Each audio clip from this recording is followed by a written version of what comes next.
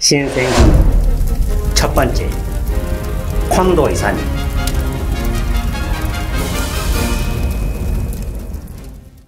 한국에서는 바람의 금신이라는 영화로 개봉된 적이 있는데 여기에 등장하는 인물들이 신생국미의 멤버들이다.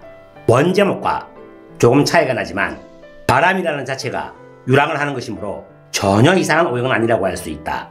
원제목인 루로오니 켄신에서 유랑결을 나타내는 일본어 루로오니를 빼면 켄시가 남는데 이 단어는 검사라는 의미이다.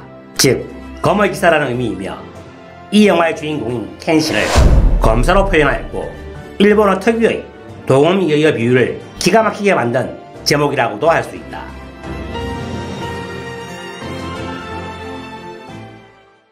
신생구미라고 하면 우는 아이도 울음을 멈추는 막부 말기 최강의 전투 집단이다.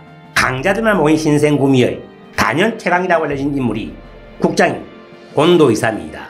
곤도에 대해서는 다양한 일화가 남겨져 있으며 그의 처위에 대해서는 별로 알려져 있지 않다. 그래서 곤도가 신생국미의 국장으로서 생애를 마칠 때까지의 에피소드와 그의 죽음을 둘러싼 미스터리에 대해서 알아보도록 하겠다.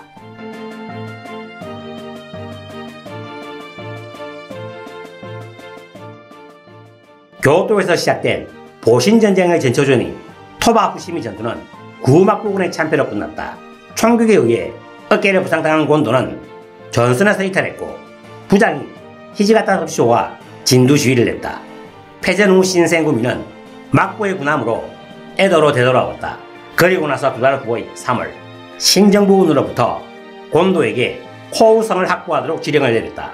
왜냐하면 막부는 에도를 방어하기 위해서는 코우성이 군사상의 요충지가 될 거라고 생각하였기 때문이다.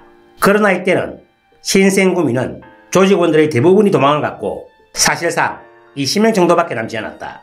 그래서 관동 지방 일대의 사람들과 하치오지 센도신이라는 다른 조직을 합쳐 200명의 병사를 확보했고 이것이 가병제 무대라는 조직이다.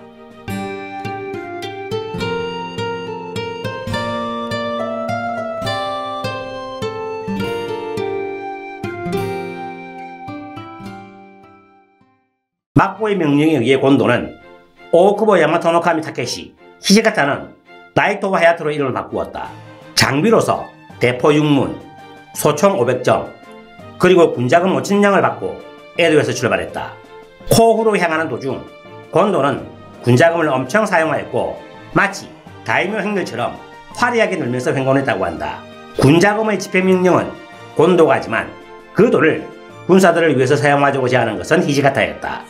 사실 히지가타는 엄청 엄격한 사람으로 알려져 있지만 군사들의 불만을 해소하고 사기를 올리기 위해 군자금을 마음껏 풀어서 그들을 신나게 먹고 마시게 했다. 그리고 처음에 받은 대포 6문도 행군에 방해가 된다고 생각하여 사문을 버렸다.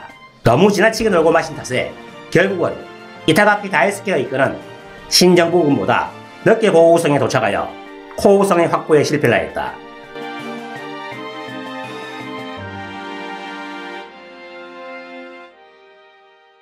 막부 말기의 최강 전투 집단인 신생구미의 국장으로서는 터무니없는 행동이었다지만 이것에는 분명한 사정이 있었다. 당시의 막부는 신정부군의 에도로의 총공격을 피하고 싶었기에 적의 군대를 자극하고 싶지 않았던 것이다. 일설에 의하면 막부의 간부는 곤도에게 만일 신정부군과 맞닥뜨리면 무기를 버리고 순순히 복종을 해라 고 명령을 했다고 한다. 즉 성은 확보하고 싶지만 무력 충돌은 피하고 싶다는 비겁한 작전이었던 것이다. 만일 이 일설이 사실이라면 마지막 한 명까지 싸운다는 신념을 가지고 철저하게 끝까지 버티고자 했던 곤도에게는 받아들이기 어려운 명령이었을지도 모른다. 어쩌면 일부러 고우성에 늦게 도착하기 위해 많은 군자금을 군사들을 위해서 사용하였다는 개인적인 생각도 들지만 곤도가 서두르지 않았던 것은 틀림없는 사실이다. 그러나 곤도는 무력 충돌을 피하도록 이라는 간부의 말을 무시하고 코슈 카이도, 오메이 카이도의 분기점 근처에 진지를 설치하고 신정부군과 전투태세에 들어갔다.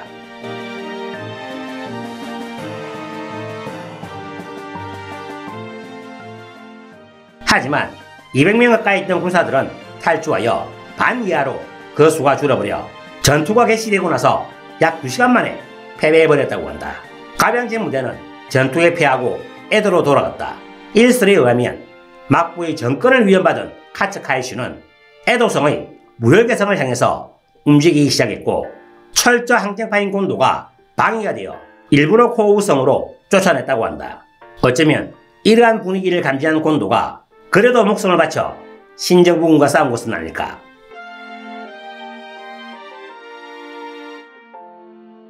당시의 문헌을 살펴보아도 가병진 무대의 명칭은 확인되지 않기에 현장에서만 통하는 비공식적인 명칭이었을 가능성이 크다.